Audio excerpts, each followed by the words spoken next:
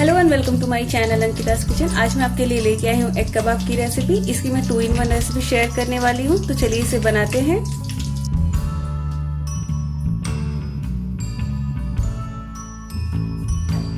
Egg कबाब बनाने के लिए मैंने यहाँ पे 3 उबले हुए अंडे लिए हैं और 2 उबला हुआ आलू है, जिसमें से एक मीडियम है और एक स्मॉल है। इसे सबसे पहले हम ग्रेट करेंगे।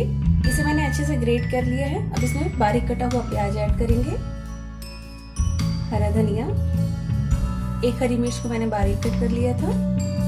अब इसमें ऐड करेंगे 1/4 टीस्पून हल्दी पाउडर, हाफ टी स्पून लाल मिर्च पाउडर, हाफ टी स्पून धनिया पाउडर, 1/4 टीस्पून भुना हुआ जीरा powder, salt as per test.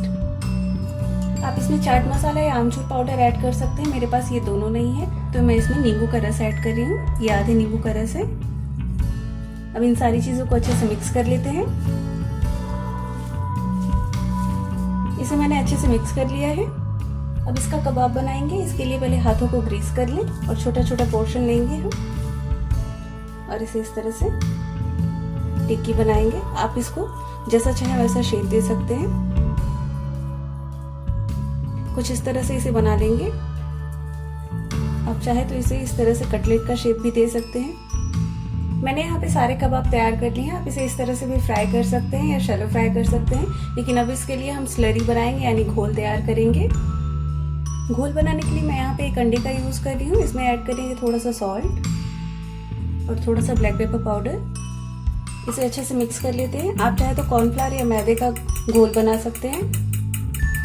अब एक कबाब को लेंगे, इस तरह से इसमें डिप करेंगे और इसमें इस तरह से ब्रेड क्रम्ब से भी कोट कर लेंगे। अगर आपके पास ब्रेड क्रम्ब्स नहीं है तो आप बारीक सूजी का यूज कर सकते हैं। अगर बारीक सूजी नहीं है तो मोटी सूजी को ही थोड़ा सा मिक्सी में चर्न कर लीजिए। मोटी सूजी का यूज करने से तेल थोड़ा सा खराब हो सकता है, इसलिए उसे थोड़ा सा बारीक कर लेंगे। इसे मैंने तैयार कर लिया। अब इसे शैलो फ्राई करेंगे।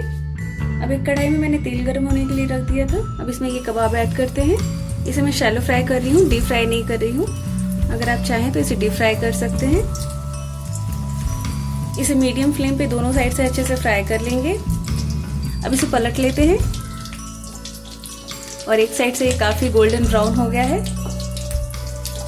दूसरे साइड से भी इसे इसी तरह से फ्राई करेंगे। फ्लेम को मीडियम रखना है। ये दोनों साइड से अच्छे से क्रिस्पी हो गए हैं। हम इन्हें निकाल लेते हैं।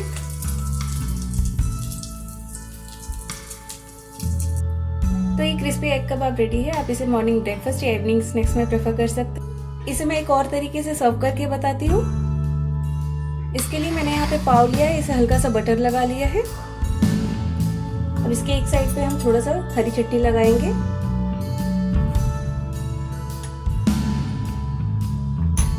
और इस कबाब को यहाँ पे रखेंगे। साथ में रख देते हैं प्याज का स्लाइस और इसके एक साइड पे हम यहाँ पे टोमेटो सॉस लगा देते हैं और इसे इस तरह से बंद कर दें। इसी तरह इसे भी तैयार कर लेते हैं। थोड़ी सी हरी चटनी लगाएंगे।